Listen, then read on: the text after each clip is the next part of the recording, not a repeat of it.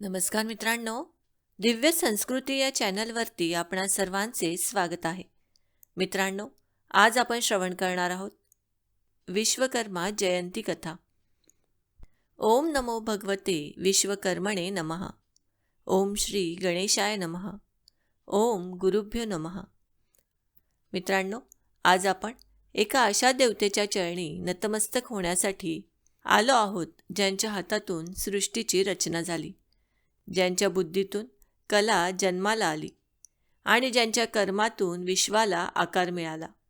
ते म्हणजे देवांचे शिल्पकार श्री विश्वकर्मा. आजचा हा माघ महिन्याचा पवित्र दिवस, आजची ही श्री विश्वकर्मा जयंती ही केवळ एक तिथी नाही, तर कर्माची पूजा, श्रमाची आराधना आणि कलेची उपासना आहे. मित्रांनो, माघ महिना म्हणजे काय? माघ महिना म्हणजे तपस्येचा महिना. माघ महिना म्हणजे शुद्धीचा महिना. माघ महिना म्हणजे शरीर, मन आणि आत्मा तिन्हींचे स्नान. शास्त्र सांगते, माघ स्नानम महापुण्यम सर्व पाप प्रणाशनम. म्हणजेच माघ महिन्यातील आचरण केवळ देहशुद्धी नाही, तर कर्मशुद्धी आहे, विचारशुद्धी आहे आणि भावशुद्धी आहे. याच माघ महिन्यात देवांचे शिल्पकार श्री विश्वकर्मांचा जन्मोत्सव साजरा होतो. कारण माघ महिना आपल्याला शिकवतो, श्रमाशिवाय श्रेय नाही, कर्माशिवाय कृपा नाही. पुराण कथांमध्ये सांगितले जाते की ब्रह्मदेवांच्या मानसातून एक तेजस्वी दिव्य पुरुष प्रकट झाला. त्यांच्या नेत्रात ज्ञान होते, हातात कौशल्य होते आणि हृदयात सर्जनशीलता होती. तेच होते श्री विश्वकर्मा. ते फक्त कारागीर नव्हते, ते फक्त शिल्पकार नव्हते, ते होते वास्तुविशारद, अभियंता, यंत्रनिर्माता, कलाकार आणि ब्रह्मांडांचा रचनाकार. देव म्हणाले, हे प्रभू, आपल्या स्वर्गाची रचना हवी आहे. आणि विश्वकर्मांनी अमरावती निर्माण केली. भगवान श्रीकृष्ण म्हणाले, मला समुद्रात दिव्य नगरी हवी आहे. आणि विश्वकर्मांनी द्वारका निर्माण केली. रावण म्हणाला, मला सुवर्णलंका हवी आहे. आणि विश्वकर्मांनी लंका उभी केली.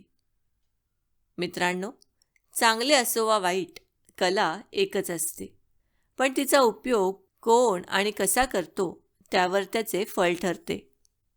श्री विश्वकर्मा सांगतात, हातातील कामाला कमी लेखू नका.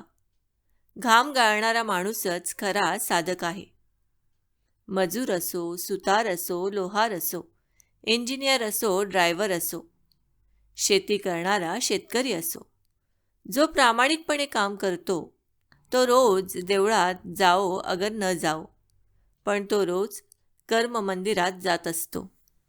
एका गावात एक गरीब सुतार राहत होता. त्याचे घर कौलारू, पण मन सोन्यासारखे. तो रोज सकाळी आपल्या साधनांना नमस्कार करायचा. आजच्या युगातही श्री विश्वकर्मा जिवंत आहेत. ते दिसतात फॅक्टरीमध्ये, वर्कशॉपमध्ये, कन्स्ट्रक्शन साईटवर, ऑफिसमध्ये, लॅबमध्ये आणि शेतात. मित्रांनो, साधनपूजा म्हणजे काय? केवळ फूल वाहणे नाही, तर साधनांचा आदर करणे, त्यांची काळजी घेणे, त्यांचा गैरवापर न करणे. म्हणूनच मित्रांनो, आज आपण स्वतःला विचारूया, मी माझ्या कामावर प्रेम करतो का? मी माझ्या कामात प्रामाणिक आहे का? आणि मी माझ्या हातातील कौशल्याला देव मानतो का? मित्रांनो, देवाला फुले न मिळाली तरी चालतील, पण देवाला प्रामाणिक श्रम हवेत. देवाला आरती न मिळाली तरी चालेल, पण देवाला प्रामाणिक कर्म हवे. चला तर मग आज या शुभदिनी संकल्प करूया, माझे कामच माझी पूजा आहे, माझे श्रमच माझी आरती आहे आणि माझे कौशल्यच माझे देवस्थान आहे. जय श्री विश्वकर्मा, जय कर्मयोग. मित्रांनो, सृष्टीचा सृजनकर्ता म्हणून विश्वकर्मांकडे पाहिले जाते.